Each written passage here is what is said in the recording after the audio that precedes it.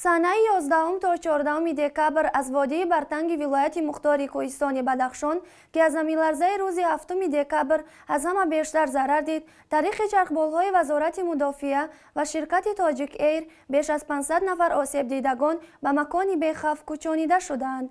رهبر شعبه رابطه با جامعه حکومت ولایت مختار کوهستان بدخشان نیلوفر اسلمشایه و در این رابطه اطلاع داد که تمام اهالی از وادی برتنگ کوچانیده شده در بینای مکتب و خانه و کلوب‌های ناحیه روشن جایگیر کرده شده با تمام چیزهای ضروری، مواد غذایی، سر و لباس و دیگر لوازمات روزگار تامین کرده شدند. او قید کرد که شام امروز گشاده شدن راه روشن برتنگ در نظر است که روز 7 دکبر بر اثر سنگریزه بسته شده بود.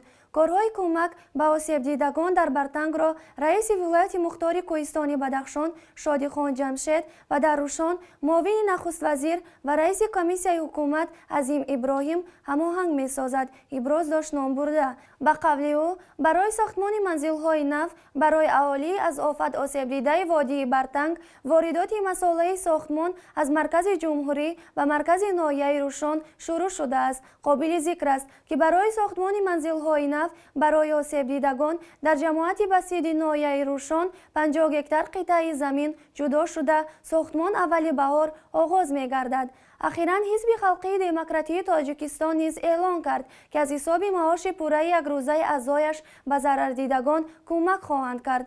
این در حالی است که چند روز پیش سر و صداهای در رسانه‌های اجتماعی بلند شد که در تاجیکستان بجز حزب ممنوع شده نهضت اسلامی تاجیکستان دیگر احزاب در کمک و دستگیری مردم فعال نبودند و نیستند. حزب نهضت اسلامی تاجیکستان بود که برای آسیب و ضرر دیدگان از سیل در کولاب، درشت و ظفرآباد و غنچی، بدخشان و دیگر موضع‌ها اولین شده دست کمک خود را دراز می‌کرد. ورزشکاران را تشویق و دستگیری می‌نمود. بعد ممنوع اعلان شدن حزب نهضت اسلامی تاجیکستان، فضای سیاسی خاموش و بینور، شکایت‌های مردمی و ورزشکاران از تنگ دستی روز به روز افزون شده ایستاده است.